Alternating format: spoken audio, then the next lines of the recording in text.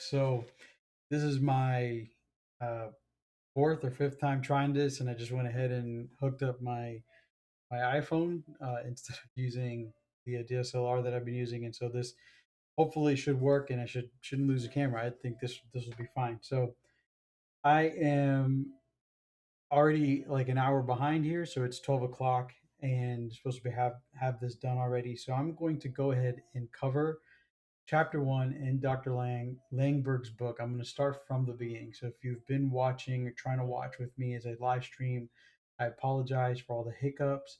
If you're on YouTube, you're not aware because obviously I haven't posted these yet until I'm on. So just bear with me as I'm also, full disclosure, just a little frustrated with everything. So I need to get my mind together here. And if you can pray for me, that would be helpful. So here we go. Fourth time at this. So we're looking at today is chapter one of Dr. Langberg's book, Redeeming Power and Understanding Authority Abuse in the Church, which you can see the cover for there behind me. The chapter that we're looking at is chapter one, and it's titled The Source and Purpose of Power. Now, if there's only going to be one thing you understand about abuse, it needs to be this that abuse is always about power and control. Okay.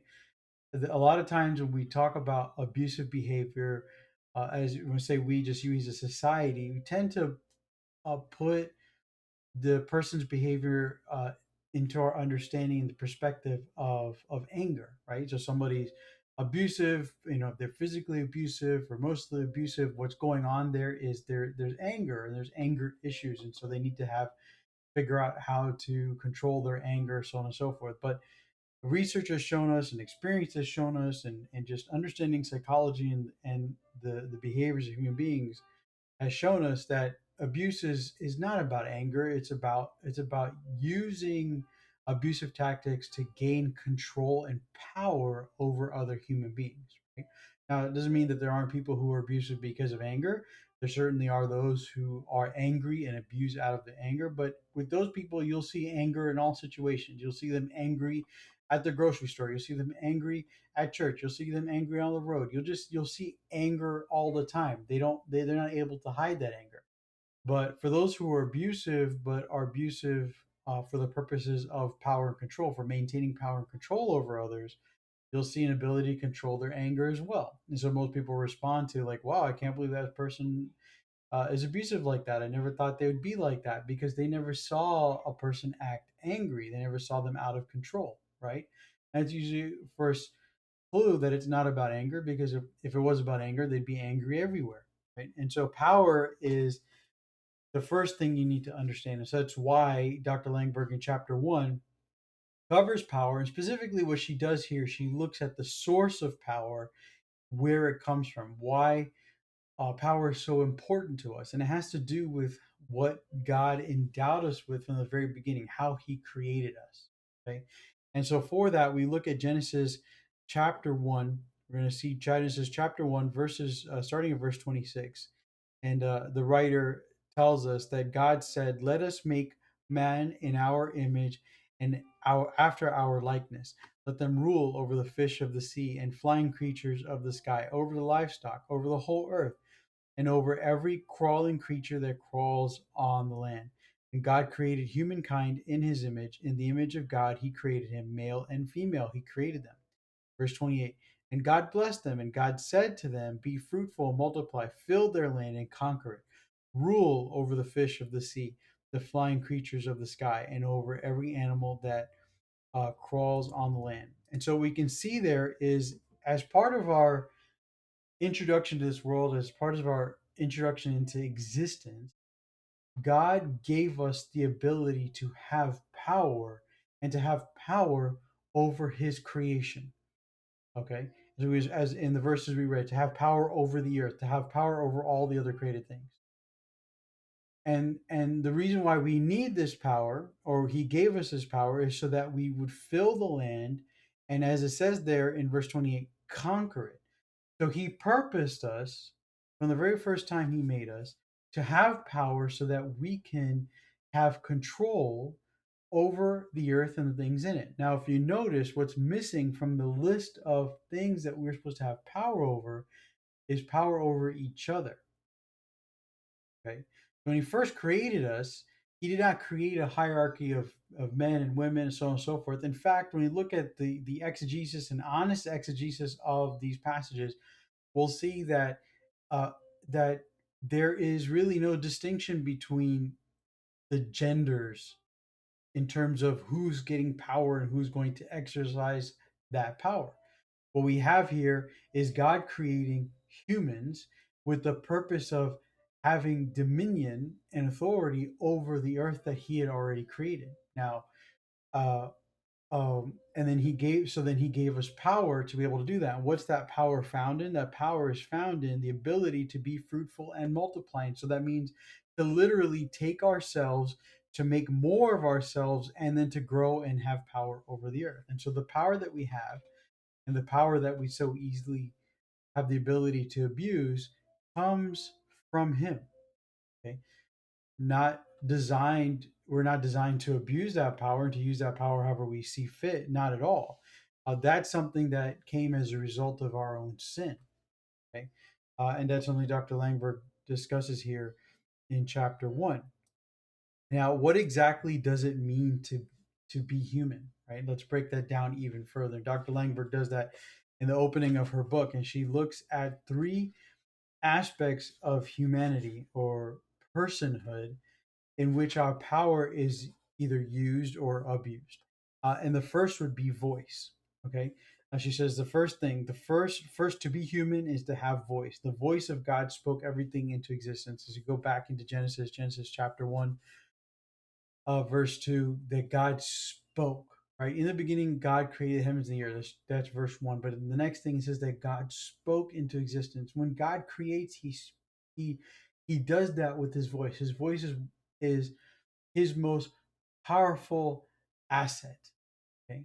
And what it means to be human is to also have that voice. And remember, we've been endowed with the same power that God has to do a bunch of different things. Ultimately, the goal is to subdue the earth and to conquer it and rule over the fish and the sea and livestock and everything else. And so, one of the ways that he gave us this power is to have the power, the same way that he has it is to have a powerful voice. Okay. And as Dr. Langberg says here, to be created in his image is to have a self, to have a voice and creative expression. Okay. Now, when we use our voice in a negative way, in a harmful way, what we do is we use the very essence of our power to control and to harm others. And one of the results of using our power in an abusive way is taking away the voice of others, taking away the power of others. Okay. So God gave us this power to dominate, to to conquer the world, and there's a lot we can talk about going into that, but we don't have the time or space for that right now. Another time, another place. But in that power, He gave us, with that power, one of the tools of our power is our voice. And one of the things that we do, sadly, one of the things we have the ability to do is to take our power and take away, to use our voice and then to take away the power of others. Okay, let me explain that by reading from her book. This is on page 7. Abuse of power silences that self and the words, the feelings, thoughts, and choices of the victim. Their desires are disregarded and irrelevant. Abuse of any kind is always damaging to the image of God in humans. The self is shattered, fractured, and silenced and cannot speak who it is in the world. Okay. So God created us with the ability to have power. And one of the ways we express that power is through the use of our voice. And that power can be used to bless others or to harm others or to destroy others. We can build people up or we can tear them down. When we tear them down, what we do is we take away their voice, we take away their power, as I just read here. They become victims. We take away their words, their feelings, their thoughts. How? Because as a person is attacked and as a person has power used against them, they start to doubt themselves. They start to wonder whether or not their place in this world is actually important or if it exists outside of the power and control of their abuser. Okay. How does that work in the church? Well, people who are in authority in the church who love to use their authority as a way to maintain power over others will ensure that the people that they have power over can't speak. They want them to come in, they want them to listen, they want them to give them their money, they want them to do whatever might help the body, right? But one of the most important things they want to make sure doesn't happen, uh, that is an abusive leader, is to make sure that the people who are in their care and the people who are in their system doesn't have a voice. Okay, and so that's how the abuse of power can take place in a church when it comes to voice. And so, like as Dr. Langber says, one of the first things what it means to be human is to have a voice, and that's why it's one of the first things that abusers take away.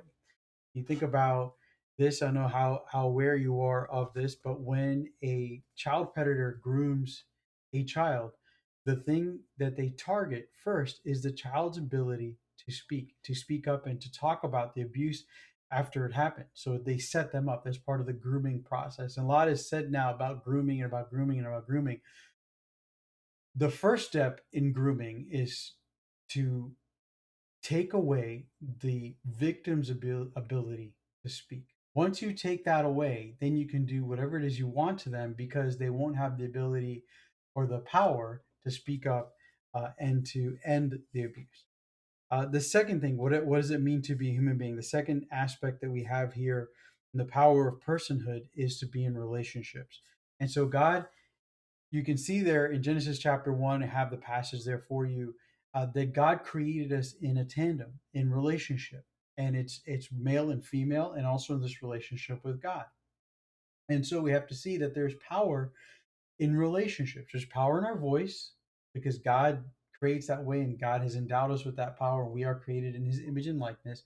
And there's also power in relationship, another way that we reflect his image and likeness. You notice there in chapter 1, verse 26, many have made this observation before that the Hebrew also emphasizes this, that God says and speaks in plurality. He says, let us make man in our image and our likeness, right? And however you want to understand the Trinity and all that's there in God's existence, he's one, he's three. It's so beyond me and my ability to explain it. But the most important thing to understand here is this, that God exists in relationship, in a perfect relationship, even if that relationship is with himself. And he decided to extend that relationship to human beings. And the power of relationships is also exists in human beings. And so we have this power and in relationships. And the most important thing we look for in a relationship is a safe one. Abusive power violates and shatters relationships. How? It isolates, it endangers, it creates barriers and destroys bonds. I talk about what predators do, what grooming actually looks like. Okay. Grooming is take away your voice and isolate you. Right. So you're looking at what it means to be a human being. It means to have a voice, to be in relationships, and to have power in both of those things. And what the predator does, or the abusive person does, is they try to take away that voice and then isolate you in relationships so that you lose that power. Uh, Abusive power destroys bonds, it destroys empathy, it trashes safety, it severs connections. Abusive power has a profound impact on relationship with God and others. Okay. And so that's the second way that power uh, has been given to us. It's been given to us in the ability to have relationships, but also one of the ways that abusive power is used against us, and that's to isolate us and take us out of relationships. And third, what it means to be human, she says that human to be human is to have power and to shape the world. As we have seen, our Creator called us to rule and subdue, as we read there. Those are power words. Go, have impact, make things grow, change things. Okay, so you have the power and the ability to do that, to go out, have an influence in your world, and this is a good thing. All three of these things are good things. The ability to have a voice, to speak, to build people up, to build things up, to encourage others. Okay, to have positive relationships, to have safe relationships, to be the source of a safe relationship is a powerful thing. And then also to go out and shape the world, to be in your voice and in your ability to have relationships, to go out there and have a positive influence on others is so important, and to shape the world in a way that reflects good and godly things. Okay, abuse, as Dr. Langberg says here, quashes and removes power. A victim feels useless, powerless, ineffective. They lose their dignity and their purpose. We are meant to work and make things happen and make things change simply because of who we are. And so we consider what it means to be human and how God made us. We see that it's actually the greatest sources of power that we have in our existence: the ability to have a voice, the ability to have relationships, and the ability to shape our world. Conversely, because of sin, because of the work of abusers, and even ourselves, sometimes we don't understand ourselves, we don't understand the power we have. Sometimes we unintentionally do what abusers do intentionally, and that's to take away the voice of others. We unintentionally create relationships that don't feel safe, that don't feel trustworthy, don't feel positive, and we may unintentionally discourage others from building and seeking out their purpose in the world and shaping the world in the way that God would have us shape it. Now, what exactly are the types of power we have within this arena of what it means to be a human? Okay, here she breaks that down, and we have I pointed out 8 different types of power that we have as human beings. Number one would be our verbal power, and that obviously is linked to the ability that we have in our voice to speak. Right, we can say things to people, like I said before, that can build them up. You know, I can tell someone that they're beautiful. I can tell someone that they're smart, that they're powerful, that they have the ability to do things. Despite any kind of, just throw out political considerations or whatever. When like, honestly, like, I don't want to focus on that, but I just want to show an example of how I used my words to empower my daughter. My daughter is half Indian, right? I'm Indian, uh, fully whatever. And my wife is part Cuban, half Jewish, right? So my daughter is a mix of both of us, and so my daughter is half Indian, and she's part Cuban and part Jewish. And so when Kamala Harris was uh, and President Biden were accepting the position, they're being inaugurated, I should say, and she was giving her speech, I pointed that out to her, right? Political affiliations aside, I told my daughter, hey, look, that lady there, she's half Indian. I forget Kamala Harris's makeup there, but I said, she's half Indian, like you are. My daughter's like, I'm half Indian too, right? And he's like, yeah, you are. And says, now, do you see what's happening here? She's like, what? She's becoming vice president of the United States of America. And I told my daughter, what do you think that means for you? She goes, I can be vice president. What else? She goes, maybe I could be president. Okay. By just using my words and giving an example, I was giving her the ability to understand the potential that she could have in this world. And that's me using my voice in a positive way to build someone up. Now I could sit there and say, oh, and talk all kinds of nonsense and garbage and insult, and ultimately not understand how my daughter would see that and think, wow, my dad is like putting down this woman and doing this and doing the others. Like, what does that mean for me? Because I'm also half Indian. She's good. They're, people make connections on their own. We don't even have to explain it fully. Okay. Verbal power is important. The way that we use our words is extremely important to understand. Number two is emotional power.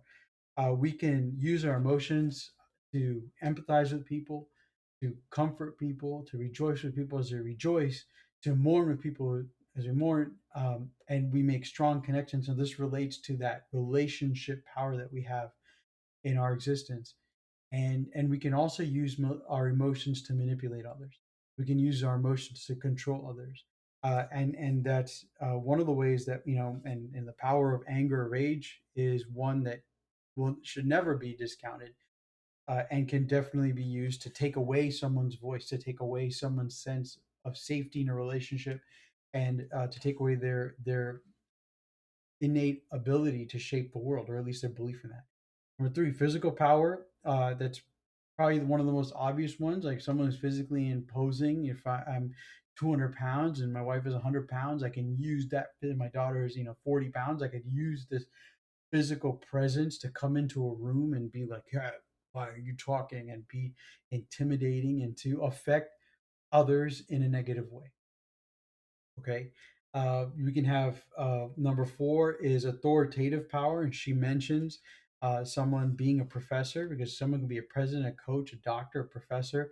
Positions of authority imply that someone has special knowledge. Okay? And in that special knowledge, they can use that power of authority to, again, harm others. We can use it to harm others. We can build each other up. If it's not clear, and I apologize because again, it's like the fourth time I'm trying to stream this, so I know my thoughts are everywhere. What we're talking about here is how we can use power in different ways to affect someone's humanity, and we look at their humanity as their voice, their ability to be in safe relationships, and the ability to shape this world, right? And so somebody can use their authority in a harmful way to take away their voice, to take away their ability to have safe relationships, or to take away their ability to create. Someone who's in a leadership, and since this is really applying to church, and she's going to really get into that. She's right now just defining power. We talk about pastors and leadership in churches. There are plenty of people in leadership at churches that will use their authoritative power. Like, I'm a pastor, I'm an elder, I'm a deacon, I'm a bishop, whatever.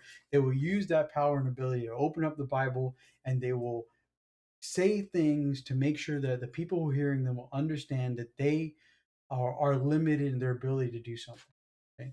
It's a very rare thing to find a church leader who uses their authority to encourage others to grow in their power and ability in the church. It is a rare thing. Most of the time, they want to find ways to subjugate us and believers and put you down, right?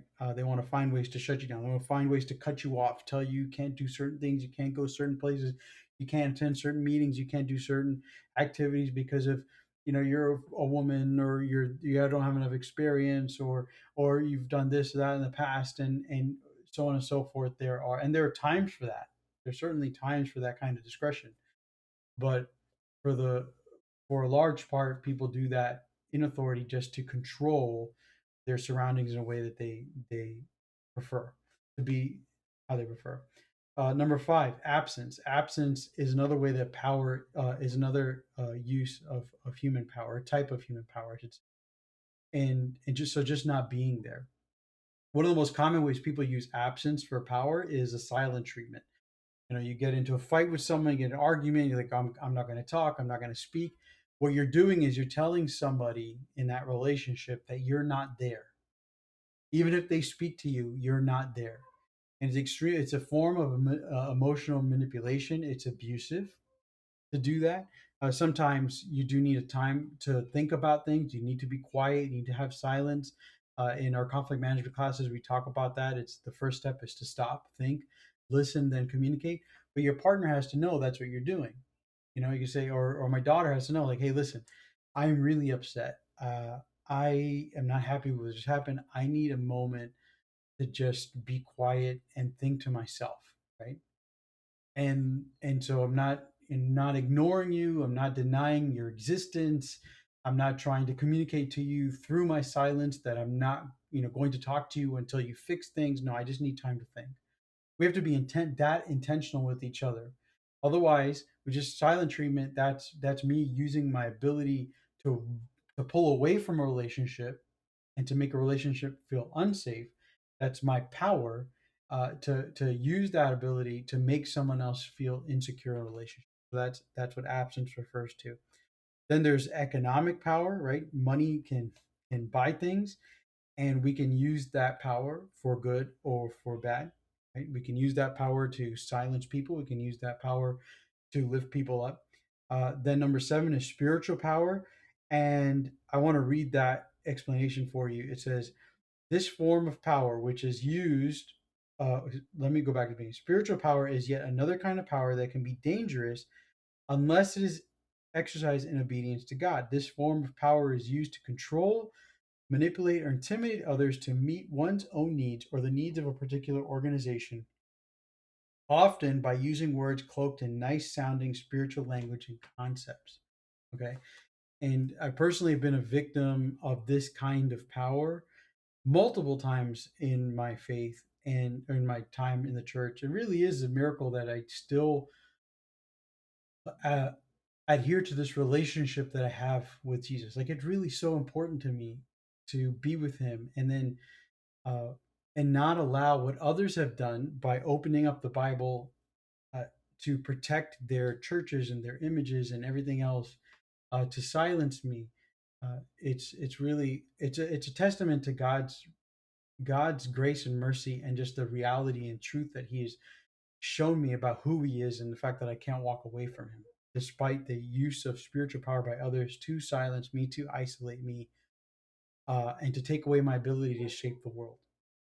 And then finally, number 8 is culture. Culture is another way that power has an ability to shape our minds and our lives. When I was in India, it was amazing to me how over there, like, leaving the politically charged society that we're in, it feels like as I get older, politics becomes more and more forefront in your mind. I don't know what it has to be, or maybe it's just becoming more and more important. I don't know. But I asked people in India, like, what do you think of so and so, this politician or whatever? And their minds are like, I don't know, they're the US president or they used to be the US president, like they kind of like whatever. And I was like, well, what kinds of things interest you? Like, well, brother, how do I help my church grow spiritually? And so I could see, like, while I was over there, my mind was so much more focused on not so much like spiritual abuse or anything like that. It was more about like, how can we encourage? How can we grow? How can we enable the church body here to get stronger?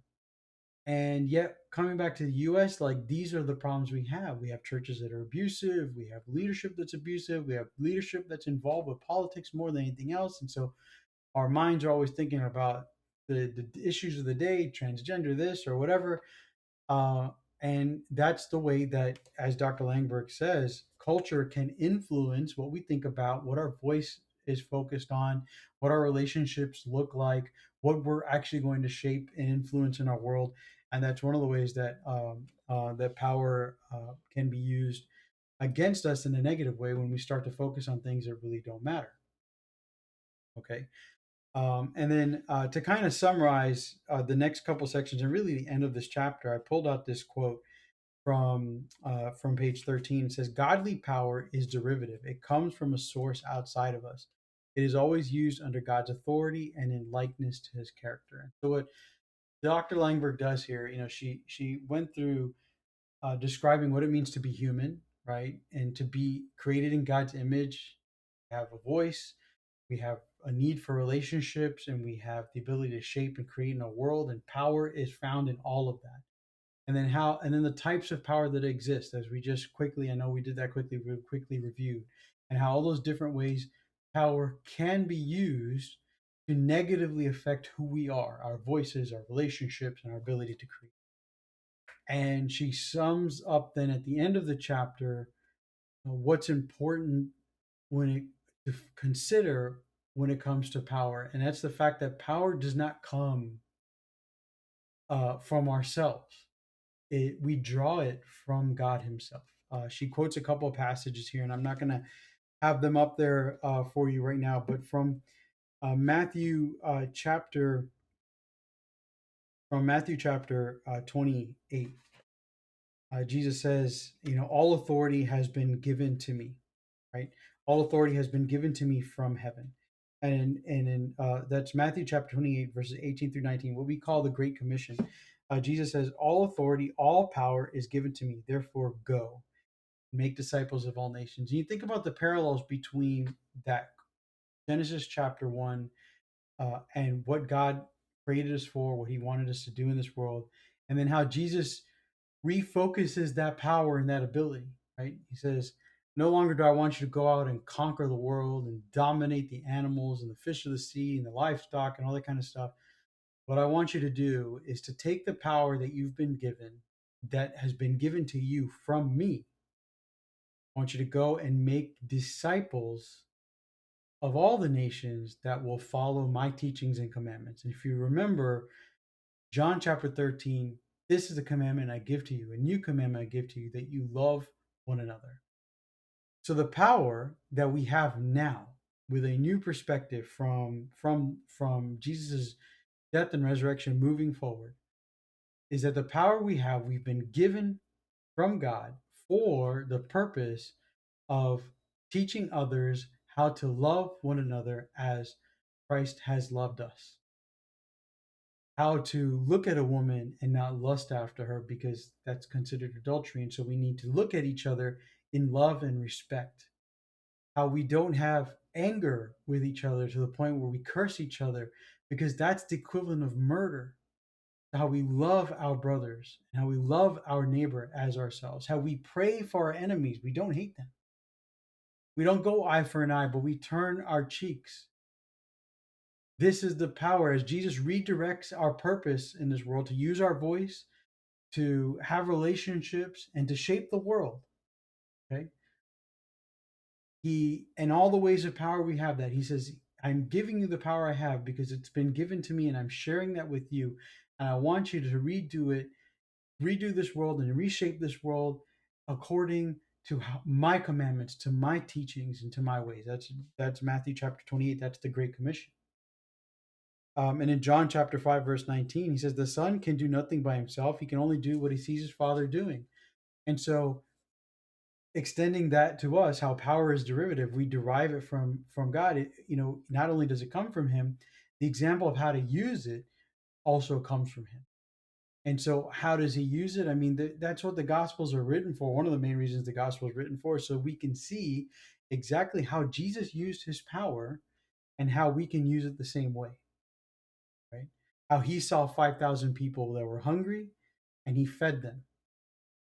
He didn't say, he just fed them. He found a way to feed them. The disciples were like, oh, send them out, let them go, because he found a way to feed them. He didn't say, well, like the disciples said, let them go out and buy food their own. Let's come up with a program. Let's do this, or they've got to be responsible and they've got to work on their own. All the political answers out there for when we see the hungry and the poor and the tired, right? When we see the immigrants coming in, it's like, oh, we got to put up a wall, or we got to do this, or we got to do that, or whatever the answers might be. We don't follow the example set for us by politicians and by the governments of this world. That's not the power that Jesus wants us to exhibit in this world. That's not the example he wants us to follow. He wants us to follow the example that he's given us, right? That's what this is about. And you honestly don't have a choice in this, because the power you've been given has been given to you by him. Okay. And another section here that she closes with, she titles it Power Comes from Our Hearts. And what she refers to there is the idea that the church is supposed to be a kingdom of hearts. And so when I express the power that God has given me, whether it's verbally, emotionally, physically, authoritatively, through silence, through economic power, spiritual power, through culture, as I express my power, as I demonstrate my power, I should always be considering how it affects the heart of a person, of the other, and how it affects my heart as well. If I'm going to go with the silent treatment, what does that do to my heart? What does it do to the heart of the person I'm using the silent treatment against? Okay, that's how we have to understand our power is being used. Power comes from God. Our power belongs to him. The examples for how we use our power are from him and from his son, right? Unless we see the son doing it, we shouldn't do it also.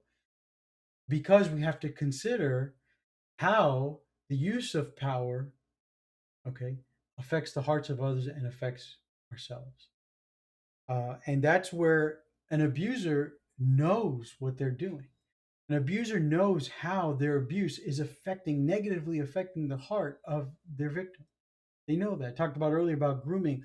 A groomer, a predator knows exactly what they're doing to the heart of their victim when they silence them. when they take away trust in the relationships and they isolate them and they strip away their ability to shape things. And so when we look at the church, this study is about how abuse and power is used in the church. And if you're wondering how is it done, if you're a church leader, how have your expressions of power worked, or had an effect on the hearts of the people that you're leading? Have you silenced them? Have you taken away their ability to do things, their God given natural ability to do things and to build the kingdom of God? Have you isolated them in the relationships? I remember, and I'm going to probably close with this here, when there was some crazy stuff going on in one of the churches that we were going to. And my wife had been confronting this issue for a while now, this issue with this other individual, this other man, and what he had been doing and what he had been saying to her. And she had been making complaints and telling leadership about it, and using her voice. And what they chose to do was ignore it.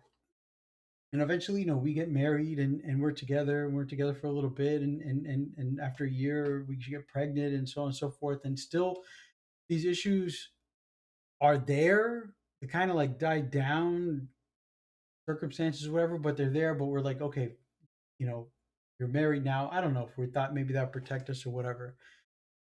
But there was a moment where then he violated boundaries. He made her feel unsafe. He'd always made her feel unsafe, but he especially made her feel unsafe. And I lost control. I got extremely angry, and I went to leadership, and I said some things that I was apologetic for later. I don't regret. Uh, did I have remorse? No, I was apologetic for what I did. I shouldn't have done it. But I was using my voice and so on and so forth. But their decision, after all of this blew up, and everything got kind of crazy, their decision was to, in all their infinite wisdom as leadership, was to take us all out of ministry. My wife, myself, and this other person. And it's a lot. This happens in schools too. Kids get bullied, and they speak up about their bully. And what a lot of schools will do is like, okay, we're going to suspend both of you, both the bully and the victim. Right? That's what happened to us. And doing that, you just imagine what it does to the heart of a person to have their leadership use their power, their authoritative power, number four, and their spiritual power, number seven, to tell someone that by speaking up on this issue, no matter how it was done, by speaking up on this issue, you're in the wrong. And so now we're going to isolate you. And there was a campaign of isolation. It was so terrible. All of a sudden we went from being in that inner circle of church. Have you ever been in an inner circle of church? You're like right there, and like the best friends and pastor's house. You're going to, Friday night. You're hanging out, and you're going to the dinners and all the parties and celebrations. You're there. You're in the inner circle. You're one of the cool kids. And then all of a sudden you're pushed out, and the isolation was real. It's like, wow, do we even have friends here?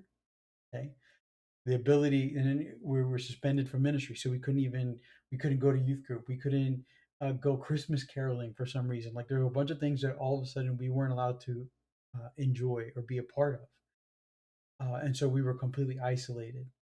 And that's how that leadership at that church ended up deciding to use their power, and that's how eventually they ended up losing us. But for them, is it really a loss? And that's how churches function.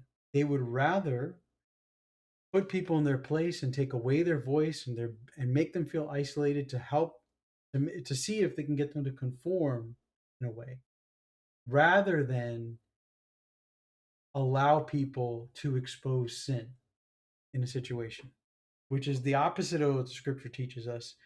Especially in the New Testament, we learn about the rules of community and what Paul talked about in terms of how we're supposed to handle sin in our communities. So hopefully that made sense. I feel like I was all over the place, and trying to get this done today. I apologize for that. On Monday, now that I've got this set up here, this looks like it's more reliable than what I've been using before for video. So on Monday, we're going to look at chapter 2, and chapter 2 is about vulnerability and power, and so how those two things work together. This evening, or late afternoon, around 4:30, we'll probably start the stream with Hadassah, and we'll talk more about relative content. Maybe talk about our weekend. I'll ask her what her favorite kind of dessert is. I don't know. We'll just have a fun time together, and the purpose of that is to try to get a younger crowd to listen and learn some of these things that we're teaching here on the I Am Barabbas podcast and mental health and scripture. So I thank you again for your time. I thank you again for your understanding, your patience, because I see people are watching, and you came back after all the problems we're having earlier. I really do appreciate that. I thank you and bless you, and hope you have a good weekend. Sabbath starts this evening, so make sure you get plenty of rest. Enjoy friends, enjoy family, and enjoy the scriptures and your time just relaxing after the week has ended. Thank you again, and God bless.